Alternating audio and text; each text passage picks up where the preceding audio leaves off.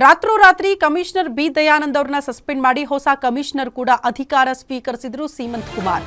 ರಾತ್ರೋರಾತ್ರಿ ದಯಾನಂದ್ ಅವರು ಹೊಸ ಕಮಿಷನರ್ಗೆ ಬಂದು ವಿಶ್ ಮಾಡಿದ್ದಾರೆ. ಸಸ್ಪೆಂಡ್ ಆದ್ರೂ ಕೂಡ ನೂತನ ಆಯುಕ್ತರಿಗೆ ಬಿ ದಯಾನಂದ್ ಶುಭಾಶಯ ಕೋರಿದ್ದಾರೆ.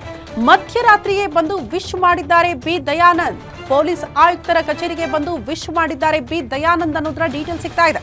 ಮಧ್ಯರಾತ್ರಿ ಪೊಲೀಸ್ ಆಯುಕ್ತರಾಗಿ ಅಧಿಕಾರ ಸ್ವೀಕರಿಸಿದ ಸೀಮಂತ್ ಕುಮಾರ್ ಸಿಂಗ್ ಅವರಿಗೆ ವಿಶ್ ಮಾಡಿದ್ದಾರೆ. ಸಸ್ಪೆಂಡ್ ಆದ ಹಿನ್ನೆಲೆ ಯೂನಿಫಾರ್ಮ್ ಧರಿಸುವಂತಿಲ್ಲ.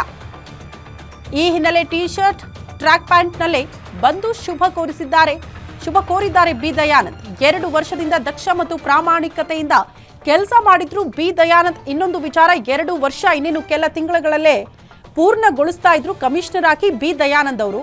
ನಂತರ ಅವರು ಮುಂಬಡ್ತಿ ಸಿಗ್ತಾ ಇತ್ತು, ಅಂದ್ರೆ ಪ್ರಮೋಷನ್ ಸಿಗ್ತಾ ಇತ್ತು.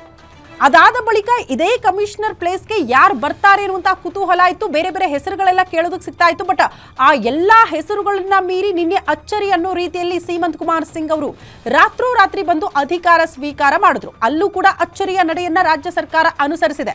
ರೇಸಲ್ಲಿ ಇದ್ದಿದ್ದು ಬೇರೆ ಹೆಸರುಗಳು, ಬಟ್ ರೇಸಲ್ಲಿ ಇಲ್ಲದೆ ಇರೋ ಹೆಸರು ಅಲ್ಲಿ ಆಯ್ಕೆ ಆಯಿತು ಹೊಸ ಕಮಿಷನರ್ ಆಗಿ.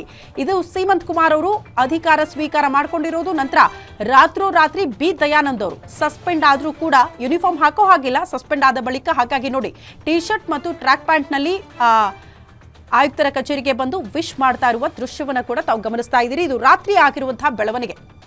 ರಾತ್ರಿ 12 ಗಂಟೆ 15 ನಿಮಿಷಕ್ಕೆ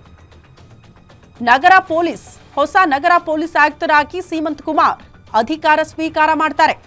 ಯಾವತ್ತಾದ್ರೂ ನೋಡಿದ್ರ ರಾತ್ರೋರಾತ್ರಿ ಇಂತಹ ಹೈಡ್ರಾಮಾಗಳಿಗೆ ಸಾಕ್ಷಿಯಾಗಿತ್ತ ನಮ್ಮ ರಾಜ್ಯ? ಇಲ್ಲ, ಅಟ್ ದ ಫಸ್ಟ್ ಟೈಮ್ ನಮ್ಮ ಸಿಲಿಕಾನ್ ಸಿಟಿ ಬೆಂಗಳೂರು ಇಂತಹ ಬೆಳವಣಿಗೆಗಳಿಗೆ ಸಾಕ್ಷಿಯಾಗಿ ಹೋಗಿದೆ.